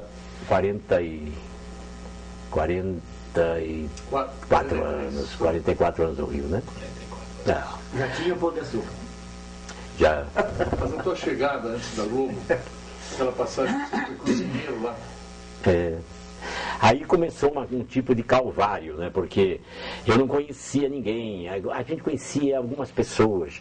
É diferente você ir passear no Rio, como eu ia, e você ir morar no Rio, né? É diferente em qualquer lugar. E eu e ela fazíamos testes em todo lado, a gente não tinha a menor vergonha, a menor pudor. Precisava trabalhar, mas estava tudo se armando. Tinha o Chico Anísio, que tinha aventado uma possibilidade para a gente estar ligado a um programa humorístico dele. Mas quando eu falei com eles, ali você veja a situação, eu não esperava isso, ninguém esperava. Você veja o que aconteceu, o país está mudando, vamos aguardar, paciência, de repente a oportunidade surgirá. Era o que a gente podia ouvir, não se podia ouvir mais nada, né? Aí eu disse para ela, Odelair, eu acho melhor a gente sair dessa história de dupla, vamos esquecer tudo, aqui ninguém conhece a gente, tudo que a gente fez lá em Curitiba não tem registro, não tem nada, vamos você começar, você é atriz, você é comediante, você é ótima, você pode ir à frente e vai fazer a tua carreira separada de mim. Ari, mas eu não estou acostumado, mas tem que ser, minha filha, senão a gente tem que ir embora. Então acho que eu vou voltar para Curitiba, ficou o Paulo lá, Paulo. Aí eu digo, não vai não. Paulo que venha para cá, valorize esse pomba, aí ele pode vir para cá, inclusive dá uma situação para você, alugar um apartamento com você, ficarem aqui, os dois ficam morando, você vai batalhar, você vai conseguir, você vai ver. Pois não deu outra. O Odelair foi até TV Rio, chegou lá, viu o Monsueto. Lembra-se do Monsueto? Aquele crioulo gordo que veio aqui para Curitiba, se instalou lá no Teatro de Bolso. Quando eu fiz uma caipirinha para ele lá, com um negócio de vodka que a gente misturava, que eu aprendi com o pessoal do Não Agite, e ele ficou encantado pela tal caipirinha, e tinha que ser tomada no palco do teatro, ficava lá e fazendo samba e compondo, a inspiração dele voltou, fez amizade com o Odelair, com o Paulo, com todo mundo. Perguntou, você pode te levar, minha nega, lá no Noites Cariocas. Ele levou a Odelair lá, botou a Odelair no meio lá das mulatas com ela, a Odelair já começou a aparecer, e falava umas coisas, falava outra, e ficou interessante, os diretores já tomando contato com o trabalho dela. Um dia Zilka Salaverry, que era quem fazia a mestre de cerimônias do programa, apresentando os quadros, etc. Tal, ficou adoentada rapidamente, chamaram ela com aquela memória maravilhosa que tinha, pegou aquilo tudo, se vestiu, um vestido maravilhoso, estreou no Noites Cariocas como estrela absoluta. É verdade. E eu não tinha conseguido nada, estava numa pindaíba danada. De vez em quando algumas pontinhas no Times Square? Não, eu só fiz uma. No Times Square nunca. Nunca. Times Square era Excelsior, que tinha um elencaço de atores e impossível de entrar. A primeira peça tua foi com o Procópio Ferreira? Não, a primeira peça minha foi... Não foi? Aqui eu já tinha trabalhado. Não, você fez lá também, né? Não, lá não. Lá a primeira peça minha foi no teatro do Rubens Correia e do Ivan de Albuquerque. Eu fui lá, eles tinham me visto aqui fazendo fofoca no Paraná, lembra-se? Me acharam um ator interessante, me disseram assim, olha ali, quando você for ao Rio, procure a gente que nós temos uma peça para você fazer, chama-se Oscar, do Claude Manier, uma peça francesa. E eu fui lá, eles me disseram, olha, não é a época, infelizmente, não podemos fazer nada, aquela coisa toda, não passou de uma conversa. Deixa seu endereço. Assim que nós tivermos alguma coisa, a gente vai se lembrar de você. Eu digo, muito obrigado. Era o que eu fazia em todos os lugares que eu ia. Aí o dinheiro acabou, eu não podia dizer para ninguém que eu estava numa situação difícil, porque aí eu queria, a minha família ia ficar aqui toda desesperada, os amigos, não foi bem assim, eu saí com uma manchete de jornal, não é? Vai-se embora o ator de Fontoura para brilhar, representar o Paraná, que eu nunca disse isso, que eu iria representar o Paraná, seria uma contingência, eu fui tratar da minha vida, se eu sou do Paraná é outro problema. Representar o Paraná, não fica mais essa responsabilidade? Não queria. E eu digo, poxa, sair assim dessa maneira, como é que eu vou fazer, né? Aí eu arranjei para fazer com o Felipe Engler uns programas semanais. E eu vinha do Rio e fazia um showzinho aqui e voltava. Fiz isso uns 3 meses. Pão com banana no Rio, né? Não cheguei a isso, entendeu? Pão com banana não. Mas eu tinha um emprego, uma ocasião, numa lanchonete bem pertinho da minha casa, ali na Constante Ramos. Eu fui tomar um cafezinho, que foi talvez o café mais longo da minha vida, e o português, que era o dono, percebeu, veio falar comigo, me perguntou o que era, eu falei quem eu era, o que eu queria, ele disse, que pena que eu não posso ajudar o senhor, não sei o quê. Daí ele lembrou que ele tinha vontade de fazer um negócio de prato feito lá no restaurante dele, e eu também me lembrei que eu sabia cozinhar, e eu fiz um teste com ele lá, fiz o tal do prato, agradou, a freguesia dele aumentou, eu ficava lá na cozinha cantando e trabalhando o tempo todo, porque eu sempre fui muito alegre, tinha certeza que um dia as coisas iriam chegar num ponto legal. Fiquei lá. Nesse ínter, enquanto estou trabalhando lá, chego em casa um dia, tem um bilhetinho, um cartãozinho. Ari, compareça ao Teatro Urgente, que a gente precisa falar com você, Rubens. Aí fui lá à noite, e era para substituir o Graça Mello. Graça Mello era o sogro da Marília Pêra, um ator muito interessante, que fez a Escravizaura no cinema, e fez Grandes Sertões Vereda, etc. Aliás, ele ia filmar, ia fazer esse filme. Ele precisava ir embora e precisava de alguém para ficar no lugar dele. E me deram o papel do síndico na peça Mr. Sexo. Eu decorei aquilo tudo em 5 dias e estreiei com a família do português, um cheiro de naftalina, que o português não ia no teatro há muito tempo, tudo numa fila assim, os filhos dele, a mulher dele, todo mundo aplaudindo, né? A claque boa, né? Foi ótimo, me senti bem protegido. E a partir daí eu comecei a trabalhar em teatro, fiz uma peça aqui, outra ali, saí de lá da tal da lanchonete, porque já não havia mais necessidade. Começar a produzir os seus próprios... Não, aí sempre contratado, eu fui para a Praça Tiradentes, a Odevair veio embora, né? O Paulo foi lá e deu um ultimato, você não vai ficar aqui mais, não quero que você fique, ou você fica comigo lá, ou então a gente não tem mais... Enfim, daí ela foi. Eu fui lá até lá, a estação atrás dela, o tempo todo dizendo para ela não ir. Não vai embora, fica aqui, ela tem que ir, não sei o que, blá blá blá blá blá. E os dois foram lá, pegaram um ônibus. Já foi ruim, porque chegou de avião, tinha visto isso aí, né? Veio de ônibus. Eu digo, você. E ficou por aqui. Ari, uma lembrancinha só, para você recordar. Nós soubemos que você foi para fora, para os Estados Unidos, ficou uma época lá, né? Se não me engano, para estudar ou fazer um negócio assim? Nada disso. Eu fui para os Estados Unidos, que a maior época que eu fiquei foi na Disney World. 28 dias. Não foi isso, mas nós soubemos disso que você foi lá. Mas não fui lá mesmo passear, porque é a primeira vez que eu fui na Disney, eu fiquei 4 dias e não vi todos aqueles brinquedos, achei uma loucura aquilo. Um dia eu venho passar minhas férias aqui e vou ficar em cada brinquedo num dia, né? Em 28 brinquedos, etc. E assim fiquei. Eu fui para lá, mas não fui estudar nada, não. Fui gastar um dinheirinho que eu tinha, etc. Não dava para gastar. Isso foi agora. Bom, onde é que parou? Termina aí? Ari, você falou do rádio, do teatro, da televisão, falou um pouco de si. Um pouco? Mas principalmente eu sei que você tem uma recordação bem legal de um local em Curitiba chamado Curtiço. onde eu levei na minha cabeça uma porrada para valer. Vocês sabem esses globos de vidro? Acho que fabrica aqui em Curitiba aquilo. É uma fábrica que tem um nome lá dentro, Simval e Sara, não sei quem, Seja Feliz. Já viram isso? Que serve como peso de jornal? De papel, né? Você põe assim, tudo mais. Você morava no Cortiço, na rua São Francisco. Era um negócio assim que entrava, tinha vários quartos na frente e vários quartos no lado. Exatamente. E você era muito malandro. E eu também era. E nós éramos malandros. E eu arranjei uma pessoa que trabalhava ali, a profissão dela era prostituta. Chamava-se Jane. Uma morena muito bonita, etc e tal, e de muita personalidade. E bom, era jovem, né? Hormônios por todos os lados, etc e tal. Uma só não bastava, né? Mas a gente se divertia bastante. E você fazia aquelas festas, comemorava aniversário com aquelas mesas. O pessoal morava em Santa Antônio da Platina, né? Aquelas mesas assim, tudo congregava todo aquele pessoal. Era muito bom morar lá e era muito bom ir lá. Não é? O Gilberto Marques também morava lá.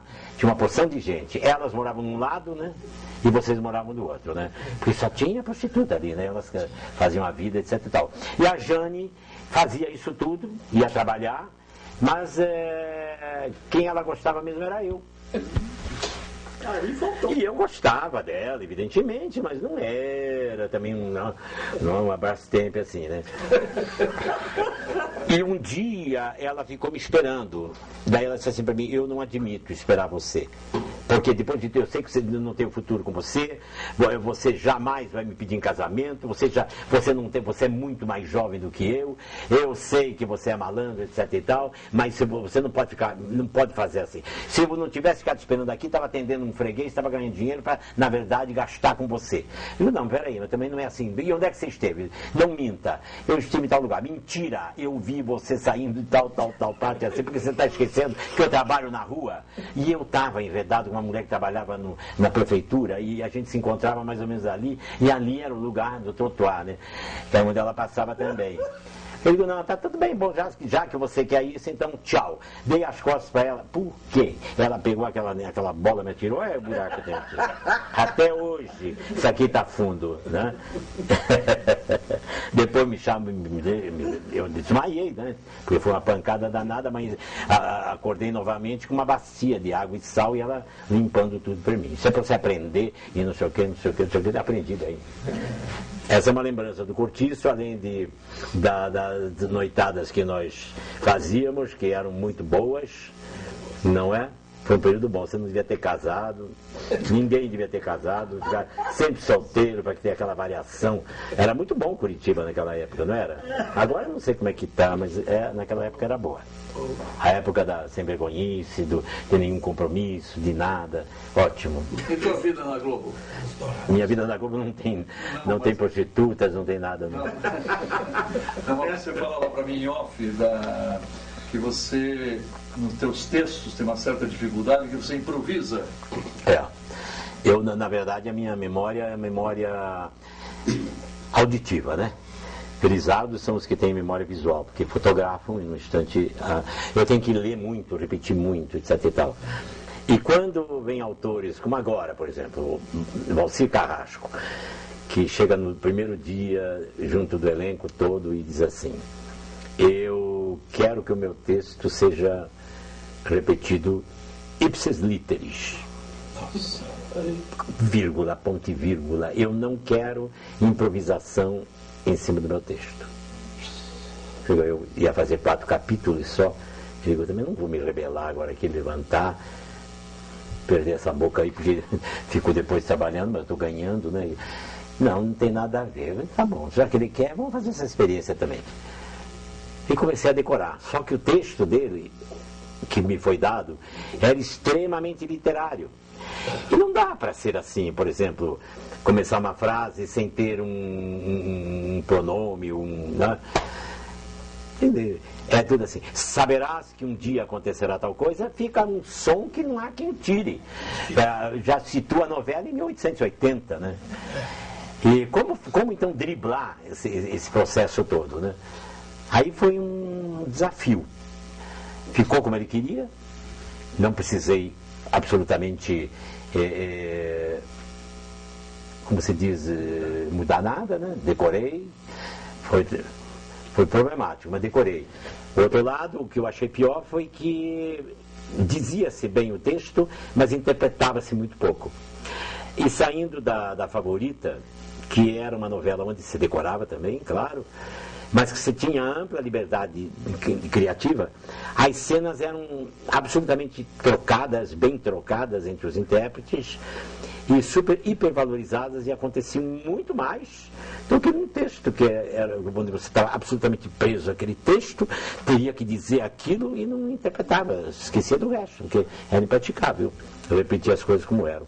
Então, para quem tem memória como eu tenho, esse é um recurso que deve ser usado. E se você dá um papel para um ator, você tem que ter um mínimo de confiança nele, não é?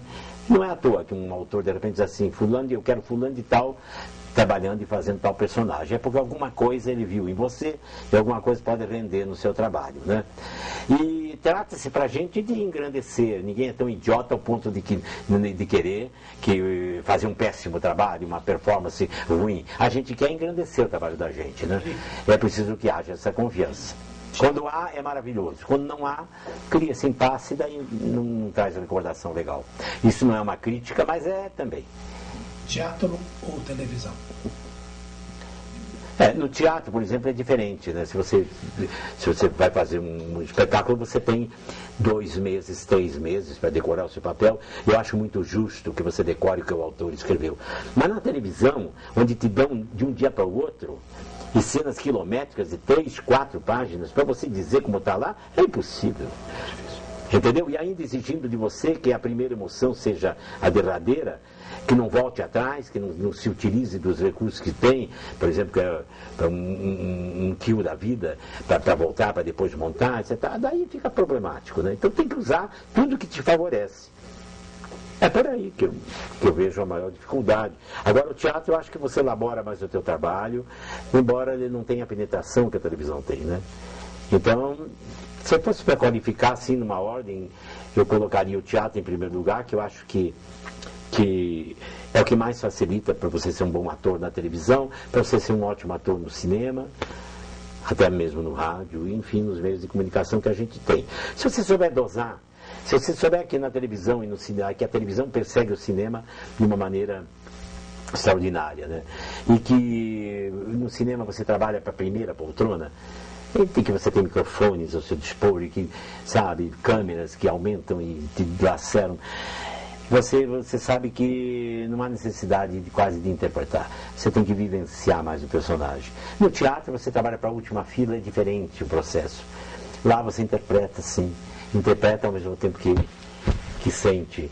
É muito mais desafiador esse trabalho do teatro. O Silveirinho acrescentou alguma coisa na sua carreira? Acrescentou, como sendo um dos personagens mais importantes que eu fiz na televisão. Por quê? E para a minha carreira também. Que eu estava um pouco desestimulado, assim, com relação, não só eu, como os espectadores, muitos dos espectadores e muitos dos intérpretes que fazem televisão hoje em dia. Nós estamos muito carentes de textos bons, de histórias boas, entendeu? E de inovações. Lamentavelmente, eu trabalho na Globo há 43 anos, estou muito satisfeito lá, vou continuar. Tenho ainda um tempo para cumprir. Você é funcionário da Globo? Não, eu não sou funcionário, eu sou contratado. Eu tenho uma firma e eu me contrato mesmo, e essas coisas do Brasil, para não ter vínculo empregatício, etc. Mas, e também facilitar o trabalho da empresa, que é grande, então terceirizar o trabalho até com as pessoas, né? Imagina o resto. Agora veja, eu estava dizendo outra coisa, de repente eu divaguei para esse lado. É que é muito assunto. Você perguntou algo o quê? Você falou a respeito o que? Então é isso. Você fala com os espectadores estão achando que os nossos textos são fracos, que há essa carência. Para os atores também. Quando você depara com um autor como o João Emanuel, né? Que é jovem, tem 36 anos, é de uma capacidade criativa extraordinária, inteligente demais, escreve bem, diálogos maravilhosos, gosta do que faz. batalha pelos personagens que cria, tem que fazer uma coisa, você tem que ir além, né? Ir além, né? Você não pode deixar escapar. Meu personagem não veio completo, ele me ligou, disse, olha, ninguém quer fazer. Eu tinha feito recentemente uma aplicação aqui de um estente na minha carótida, e eu estava em observação, quando me convidaram para fazer essa novela, A Favorita. Aí o médico não permitiu, porque eu tinha que vir para Buenos Aires, tinha que viajar, etc. Ele achou que não era hora, e me convidaram. Eu tinha saído dos 7 Pecados, me convidaram para fazer. Aí eu expliquei a situação, eu digo, tá assim, tudo. Não, mas nós esperamos por você. Passou por vários atores, ninguém quis fazer. Mas o que há que ninguém quer fazer? Que papel é esse? Manda para mim, para eu ver aqui. Cheguei lá, tinha 18 capítulos da novela, e só tinha uma cena que não justificava. Seria como assim, por exemplo, Silveirinha, um criado, Silveirinha, um agente teatral, Silveirinha, enfim, essa indicação é muito pouco. Então você tem que buscar na história. Não, sim, olhava, para lá, para cá, para cá. E eu comecei a ler aqueles 18 capítulos que eu tinha. Quando eu voltei para o Rio, depois de 10 dias, lá em Buenos Aires, eu recebi um telefonema do João. E o João me disse, eu soube, né, eu vi umas fotografias aqui do trabalho de vocês, vi o seu tipo, gostei do seu tipo, e queria deixar você meio em liberdade, eu estou meio perdido, eu não sei o que eu quero fazer dele, eu queria que você me desse uma mão, etc e tal, umas ideias. Eu digo, tá certo, deixa eu dar uma olhada nisso tudo aqui. E tem no capítulo 16, tem uma história, que a partir dessa historinha que eu conto para ela, eu acho que nós podemos fazer um personagem diferente. Era um diálogo assim que ela chegava e dizia assim, quer trazer a minha bacia, por favor, com gelo, que ela tinha o hábito de botar a cara todo dia de manhã no gelo, para ficar bem, tirar as rugas prováveis que pudesse aparecer. Isso é a Cláudia, né?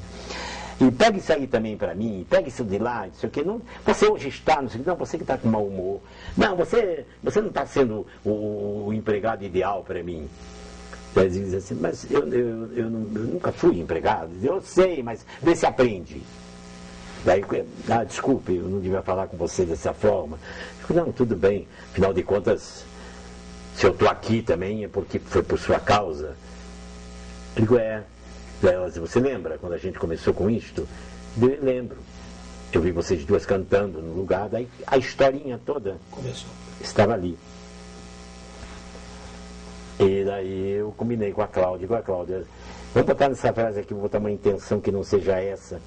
Vamos deixar uma coisa no ar, uma coisa que talvez ele tenha por você, não só uma amizade, mas alguma coisa lá no fundo. Só por curiosidade, para ver se o caminho pode ser por aí.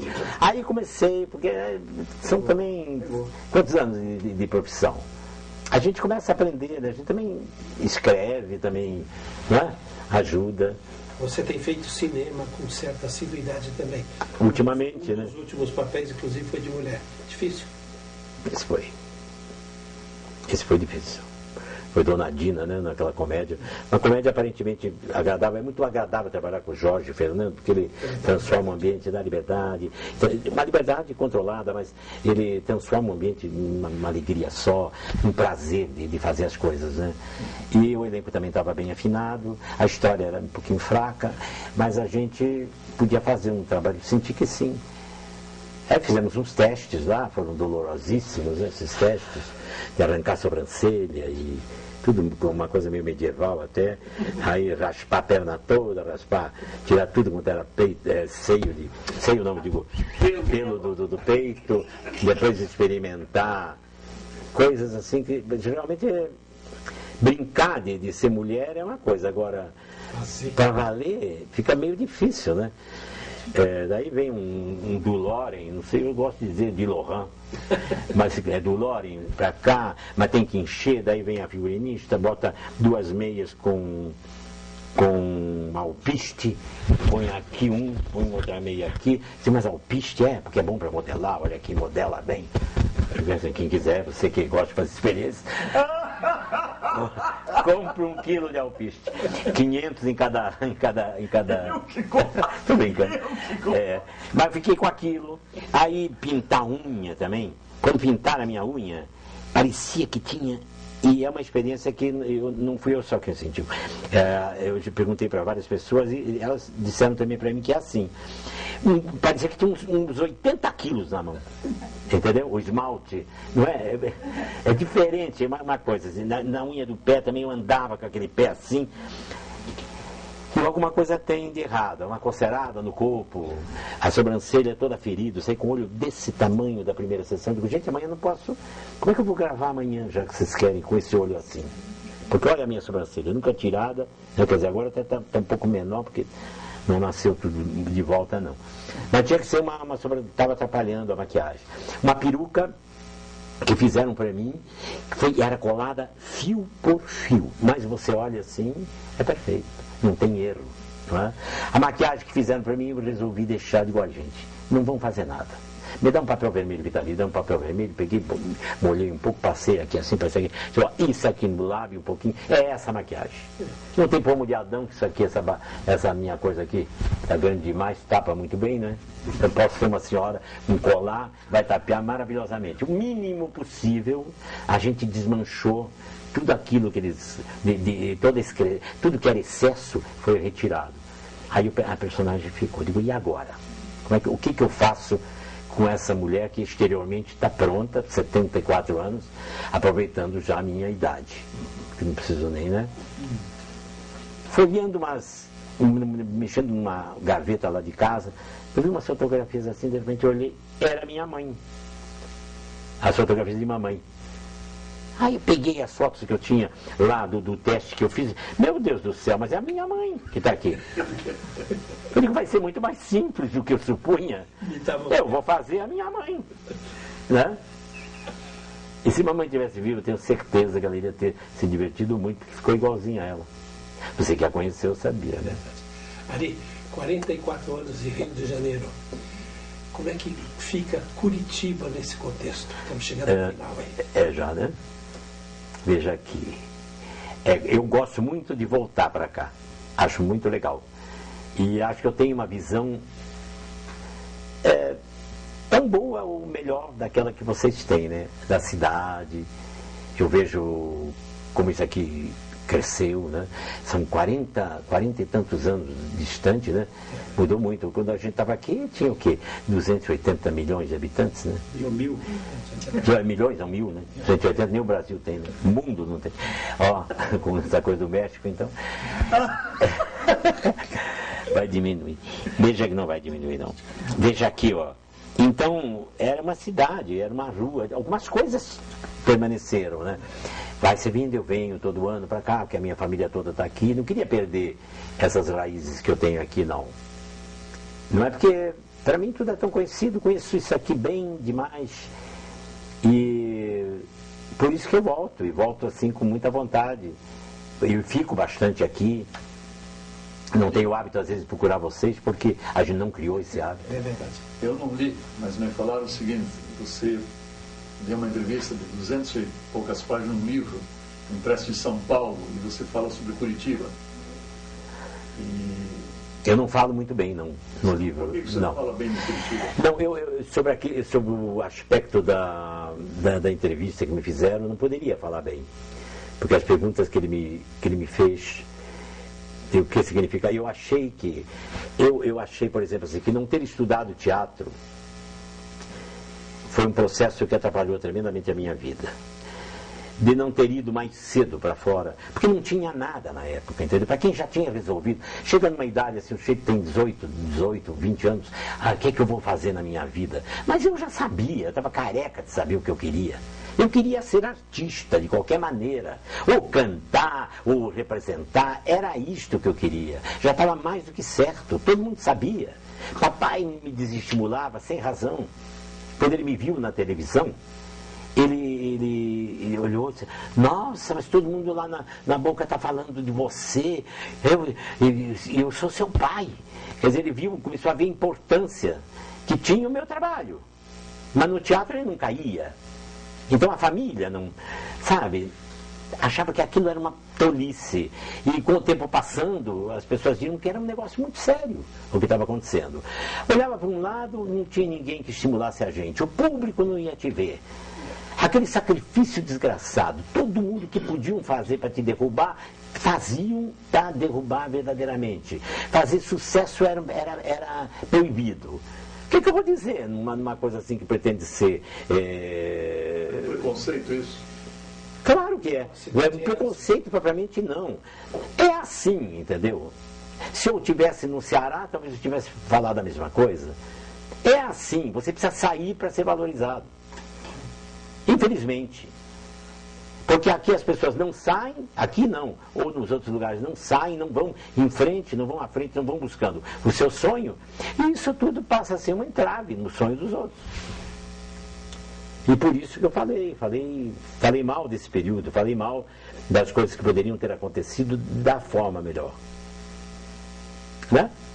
E fiz bem de falar, porque assim, ó, a gente fala, você tem um verbo a teu favor, né? Mudar, você usa pouco. Você tem todo o direito de até o último momento da tua vida mudar. E exercer, acho que a maior coisa que tem é o sujeito ser verdadeiro, né? E arcar com essa verdade, e ter argumentos. Eu fui verdadeiro nessa época, realmente eu fiz isso com a maior verdade, porque os meus argumentos são esses. E daí não tem como declinar. E se você observar, se você tiver paciência de ler esse livro, que por sinal está mal redigido e também com erros incríveis, mas é um testemunho que está lá. Se você tiver a paciência de ler, você vai ver que o relato assim não é tão desestimulante para a cidade, não. O nome é o meu, pomba. Sobre mim? Não, o nome do livro. Ali, Fontoura? É? Não. Ah, sim. É dessa coleção Aplauso aí, do Diário Oficial de São Paulo. Mas eles não fazem revisão, fica problemático. Mandei fotografias, falei outras coisas boas. Não foram. Foi gravado? Não. Foi gravado? Foi feita em um dia. É pouco. Muito pouco. Mas gravada? Não. Gravado, também foi. Foi gravado, sim, senão não poderia fazer. Você compreende? Entrevista boa é aquela que você pega, que você investe no entrevistado. Eu já tenho visto as melhores, estava outro dia lendo um artigo sobre alguém que, não sei, não lembro o nome agora, mas eram sobre as páginas amarelas da Veja. Eles investem no entrevistado. Eles chegam e dizem assim, Fontoura, você tem 10 dias livres aí para uma pessoa te acompanhar? Pode ser, mas... Não, você vai fazer o seu trabalho, as pessoas vão estar com você, vão te fazer uma entrevista em 10 dias. Você tem dias que você amanhece fluente, fala maravilhosamente bem, emprega os melhores vocábulos que você tem na sua vida. Tem outro dia que você está travado, está mal-humorado, não tem, daí vem um lado negro de você para fora, que você faz questão às vezes de recolher e não mostrar para ninguém, mas que é muito importante para fazer o perfil de uma pessoa. Porque ninguém é bom, ninguém é mau, ninguém é ruim, eternamente, na verdade, sempre. Você tem um lado bom, tem um pouco de céu e de inferno dentro de você. Então, as entrevistas que são feitas assim, como essa que nós estamos fazendo agora aqui, né? Está muito agradável, não é propriamente uma entrevista, é um bate-papo, né? Uma coisa assim que pode ter consequências, tem sim, tudo tem, mas que se de repente nós repetirmos amanhã, nós vamos encontrar dados que nós emitimos hoje, omitimos, aliás, emitimos e omitimos, né? E vamos, consequentemente, melhorar muito mais isso que nós estamos falando aqui. Então, fazer um livro, uma biografia, num dia...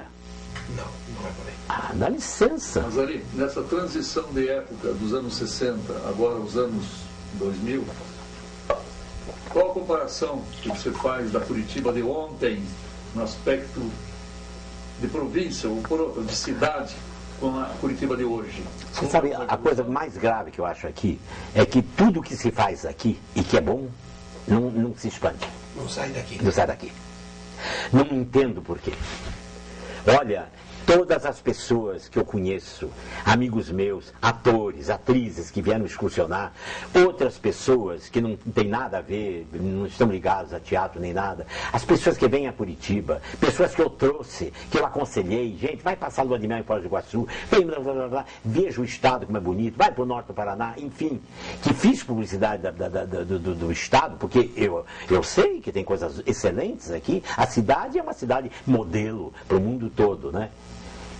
Eduardo Paes, que particularmente é um amigo meu, e agora ele é prefeito do Rio de Janeiro, ele se formou onde eu moro no Recreio dos Bandeirantes. A partir dali foi que ele começou, muito jovem, ele tem 36 anos, com 19 anos, sendo prefeitinho do César Maia, depois vereador, e nós ajudávamos nesse processo de realmente de levantá-lo para ele ser um representante da região do Recreio, de Vargem Grande, da Barra.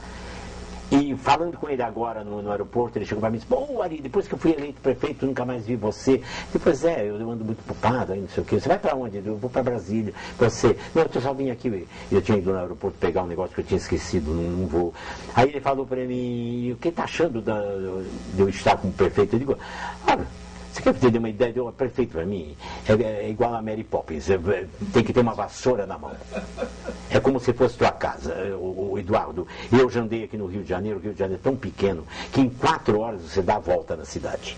Você pega um helicóptero uma vez por semana, você faz o que o Jaime Lerner fez em Curitiba. Você ouviu falar de Curitiba? Ari, pelo amor de Deus, eu já fui lá. Você já viu Curitiba como é que é? Já. Você viu como a cidade é limpa? Você viu como as campanhas que eles fazem lá são maravilhosas e tudo mais? Se você pegar um modelo de Curitiba e botar aqui no Rio de Janeiro, você vai ser um governador na próxima eleição, cara.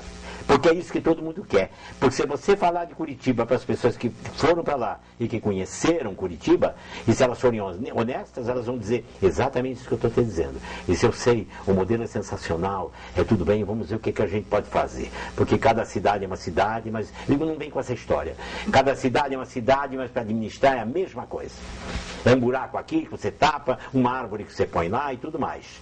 O Jaime Lerner quis fazer isso aqui no Rio, não conseguiu. E eram 10 horas da manhã, eu estava em Copacabana, tem um lugar chamado Miramar. É um bar assim, um hotel, é o Hotel Miramar. E tinha um cara sentado, não tinha ninguém naquelas mesas lá, tinha um cara sentado lá. Eu olhei e disse: "Pô, é o Jaime Lerner." Vou falar com ele. Eu estava até com o meu cachorro, andando por lá, amarrei o cachorro no lado, fiquei assim no muro do lado de fora. Disse: "O que você está fazendo aí?" Ele estava tomando um chopp. Eu disse: "Ô, Jaime, 10 horas da manhã já está assim?" Ele disse: "Entra aqui, sobe aqui, vem tomar um chopp comigo." E eu estou com o cachorro aqui, peguei o cachorro, levei o cachorro junto, fiquei lá, amarrei na mesa, ficamos conversando. Pois é, Ari, esse aqui é ele há de lembrar disso. Esse aqui é o último chopp que eu estou tomando nessa temporada. Como assim? Você está aqui no Rio, vai trabalhar? Não me diga, não faz isso, Jaime. Essa história, fica mais aqui, cara, para ver. A ideia tua é ótima. Que ele tinha vontade de fazer um cinturão verde em torno do Rio de Janeiro. Você vê a ideia dele? Já faz tempo isso, né? Era o Brizola, o governador. E esse cinturão verde iria abranger todos os morros que tem na periferia. O Morro do Alemão, exatamente onde existem os grandes problemas do Rio de Janeiro. O morro existiria, entendeu? Mas menos, não é? Porque haveria também essa política assim, de refrear o máximo possível, não é? A construção de casas ilegais e transformar tudo em favela e até de melhorar. Era isso que ele queria. Eu não quero mexer com a Zona Sul. A Zona Sul está pronta. A Zona Sul é manutenção. É lá que eu quero fazer. É a Avenida Brasil que eu quero deixar confortável. E eu apresentei esse plano para o Brizola. O Brizola me perguntou: "Quanto custa isso aí?" Eu disse: "Nada. É a natureza que vai ajudar. Planta aqui e espera que chova." E chove. E as coisas vão acontecer. Claro que nós vamos fazer com os recursos que nós temos aqui. Aí o Brizola viu o que ele tinha levado para lá. Não é? Uma sombra danada. Você vai ser governador, é o próximo. Com certeza, né? E eu vou desaparecer. Centralizador como ele era, evidentemente que já estava estabelecido na ideia do Lerner, que ele queria ter uma carta branca para realizar o que ele fez aqui em Curitiba. Não é? O outro não aceitou, mandou embora. E fez muito bem. Sobre um aspecto, fez muito bem ele de vir embora, para não ficar lá, porque eu estou lá desde que eu entrei, o Brizola estava lá, foi o sujeito que acabou com o Rio de Janeiro. O gaúcho com aquele problema seríssimo de ter fugido vestido de mulher. Hã? Ele começou tudo. Começou tudo, entendeu? Ele queria ele queria ter um amparo, ele queria ter uma polícia paralela. E o povão era quem, né, segurava ele no governo. Tinha sempre esse medo. Um dia me prende, um dia me faz, né? Ficou com aquele complexo de ter que fugir de novo para o Uruguai. E o Lerner dançou. Mas isso que ele fez aqui, e isso que continua a ser feito aqui, é o maior cartão de visitas aqui desse estado, sem dúvida alguma, um estado que é progressista, né? E eu me orgulho, assim, de ser paranaense e falo essas coisas todas. Agora, o que eu acho é que isso tudo deveria ser um pouco mais divulgado. Porque em vez de falar dele aqui só e fazer tudo aqui dentro, vai pra fora, pô, mostra o Paraná como ele é, né? Ari, nós gostaríamos, tá? Claro, de continuar. Eu já dei essa ideia para o Riquião, mas ele não aceitou. Por quê, né? Não aceita nada. Não aceita nada. E você que teve um convite a você, como é que você sente este movimento em torno da memória paranaense? Que você, quando liguei a você se propôs imediatamente a nos dar essa honra, né? E como uma personalidade, como todos são de modo geral, mas esse restauro, essa preservação da memória paranaense, na sua opinião, o que você acha como um dos personagens hoje entrevistados? Olha, e a gente sempre vive falando que o povo brasileiro não tem memória, que, né, que as coisas não são desprezadas e que o passado não interessa, e que, enfim. Quando acontece, por que não aplaudir? Essa é uma atitude que merece aplauso, né? Isso que a gente está fazendo aqui. Nossa, quantos já vieram antes e quantos virão depois? Isso vai ficar para a posteridade, as pessoas vão ter, se quiserem consultar, vão consultar, evidentemente, vão saber o que realmente faz parte de uma história, não é? Da história desse país, desse estado, dessa cidade. Eu acho extremamente provável. E eu acho que, falando tudo que eu falei aqui, até sinto que poderia ter falado mais coisas, mas que infelizmente o tempo é... Não, pode falar. Não é, mas a gente fala, claro. Mas eu digo no sentido de... Não vou poder ficar aqui também o dia inteiro, compreende? Nós podemos. Tá ligado isso aí não tem, seria a maior sacanagem se eu tivesse separado. Não é verdade? Mas é isso. Pode né? falar mais um pouco. Então vamos fazer. Mais 10 minutos para você falar aí. Com relação às coisas do Paraná, com prazer a gente vê, né, no sentido, no setor artístico, quanta gente nova e com valor. Sobretudo na Rede Globo, que hoje em dia é o maior teatro do Brasil, é a maior rádio, é tudo, né?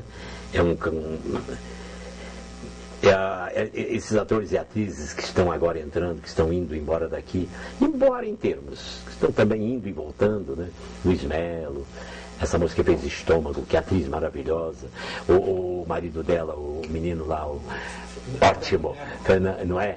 Qual é o nome dele? Fernando Nero. Fernando, não? Não, Nero, sim, Alexandre Nero. O Ranieri, aquele menino que é outro ator. Compreende? Marco Jorge, de Curitiba. É o diretor? Marco Jorge é o diretor que do Marco... Estômago. Ah, o Marco Jorge, é. Eu estava lá na premiação, lá todo mundo lá, nossa, a equipe toda, com barato aquilo. Ele começou em 1984, sabe aonde? É um detalhe importante. Começou aqui. Aqui. Onde você está? Ótimo, então. Aqui no vídeo. Puxa, foi recentemente, foi há 2 semanas atrás, e eu estava concorrendo também a melhor ator por esse filme, da Guerra dos Rocha, né? Uma festa muito bonita e séria, uma festa séria da Academia Brasileira de Cinema, com presença assim, de pessoas assim, memoráveis e significativas do cinema, o Cacá Diegues, Arnaldo Jabor, todo mundo lá, a grande imprensa, tudo importante. Seria o quê? O Oscar brasileiro. Acho que até melhor, porque o roteiro estava exemplar. Passou aquela festa, passou rápido, premiou todo mundo, e que pena que acabou. Não é? E o Oscar demora demais. Premia, mas demora. E eu vi aquela turma toda lá, que fazia parte da equipe, aquele diretor que subiu várias vezes no palco para levar e levou com o Estômago os prêmios tão significativos. Eu achei ótimo. Eu fiz aqui um curta em 2006 com o Gil Baroni e que eles têm uma empresa produtora. Como é o nome dela? Mônica Richbitter. Nós fizemos esse curta em Guarapuava, que já ganhou, que onde é colocado ele ganha prêmios. Para mim já me deu 3 prêmios de melhor ator. E é interessante. E a produção deles é muito séria. E eles me mandaram tudo que eles fizeram. Faça cinema com a maior categoria aqui. Eles estão fazendo cinema de primeiríssima qualidade. Então não tem mais fronteiras, entendeu? Então não adianta. Se o paranaense quer segurar só para ele isto, mais cedo, mais tarde, arrebenta o dique e a coisa vai lá para fora. É isso que tem que acontecer. Esse último Preço da Paz aí também, que ótimo filme. Que fizeram agora aqui. Como é o nome? Preço da Paz. Preço da Paz. O Preço da Paz não passou ainda. O Erson Capra. Erson Capra. Não foi lançado no Rio. Não, ainda não foi lançado no Rio. O Preço da Paz. Foi feito aqui. Não. A história do Barão do Céu Azul? Não. Ainda não lançaram. Na RPC. Belíssimo filme. Não foi exibido, né? Lançado lá. O lançamento, os filmes são muitos, né? Estão esperando, né? É isso. Mas acho que está tudo bem. Essa ideia tua aqui, por exemplo, de conjugar uma locadora, uma sala de vídeo, é ótima. Eu não vi em lugar nenhum. Tudo isso assim, interligado, né? Olha que sala simpática. Ali, como a pessoa quer ver um vídeo que é assim. Saideira. É o que? Uma caipirinha aqui. O que você poderia sugerir para que nós divulgássemos um pouquinho mais o trabalho daqui, que está sendo feito aqui na região? Há meios, né?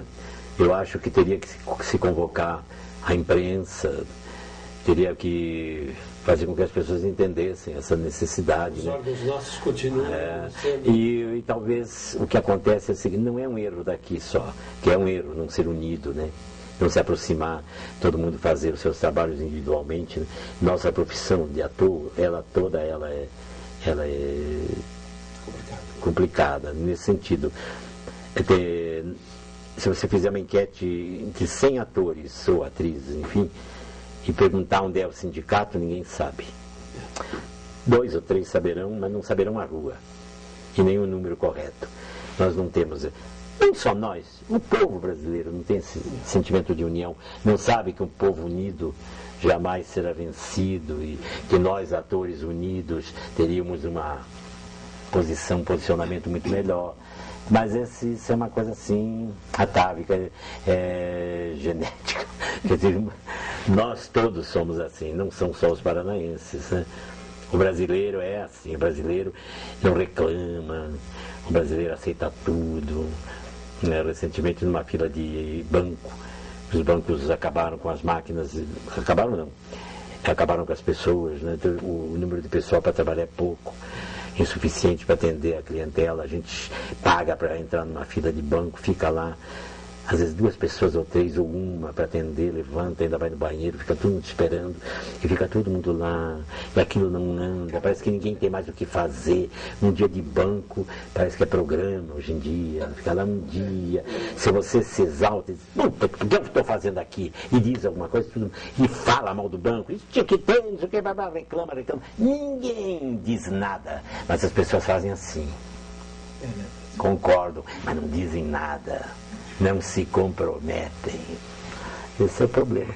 Eu acho que era fazer as pessoas que se reunirem e reivindicar isso.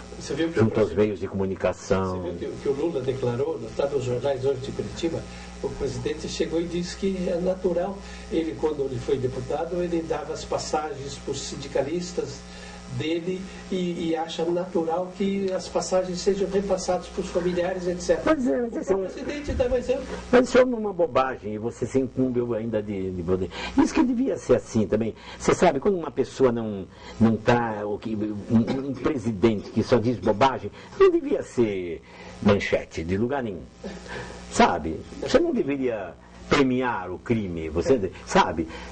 Não deveria ser transformado nisso. Mas uma vez só e pronto. Tá? Matou fulano de tal, vai ser julgado e no final não foi julgado, deixou de ser julgado. Agora, se cada bobagem que você diz, você merece uma manchete desse tamanho, é uma profunda falta de assunto e está colocando a pessoa cada vez mais lá em cima. Agora, o último gole de água aí, para finalizar, é o seguinte. Você me dizia em off que você continua como ator, ainda porque há necessidade de atores velhos na televisão, então você teria mais tempo. Explica isso, para terminar. As pessoas também que dizem assim, você não para de trabalhar. E, bom, graças a Deus, né? Quer dizer, eu ainda tenho saúde, tenho uma certa forma, e tenho vontade ainda de fazer coisas. Eu acho que tem tanta coisa por fazer, meu Deus do céu, tantos desafios para você enfrentar. E na televisão há uma defasagem etária, assim, por exemplo, determinados atores que se contentaram em ser belos estão sentindo hoje que vem gente mais bela por aí, né? E que a beleza não põe em mesa de ninguém, né? Só. E quem se preparou para ser ator, porque independe da beleza, né? Independe da idade. Você pode ser como a mãe do Jorge, por exemplo, que resolveu aos 80 anos, Jorge Fernando, a Hilda resolveu aos 80 anos começar uma carreira de atriz. E tem espaço para ela. Sempre tem uma avó para fazer, sempre tem uma tia, sempre tem uma pessoa mais velha, não é? Que não precisa pintar, que já está ela lá. No cinema também vai precisar. As histórias são assim. As histórias não são só dos jovens. Para um jovem aparecer tem que ter um velho por trás. Então, essa defasagem que houve, esse descuido que os atores mais jovens tiveram de não estudar, de não querer se tornar atores verdadeiramente, essa lacuna deixou de ser preenchida. Resultado: Lima Duarte, 84 anos, Ari Fontoura, 76, Francisco Coco, 70 e tantos, Glória Menezes, 78, não sei, parece caras isso aqui, né? Tarcísio Meira, não sei quanto, mas tudo gente mais velha, não é? Esses serão sempre um espaço dentro dos trabalhos da teledramaturgia brasileira, e dentro do cinema, e dentro do teatro. E terão um público também, entendeu? Você pode, as minhas plateias do teatro, as peças que eu faço, embora as minhas peças sejam um pouco mais são tanto malucas assim, porque a minha cabeça é de um cara meio doido, mas tem uma porção de gente doida de cabelo branco e de óculos me assistindo. Então há uma certa continuidade. Já posso contar com esse pessoal para pagar os atores bem e para continuar trabalhando. Você sempre tem público, né? É isso aí? Mas, gente, não doeu nada, né?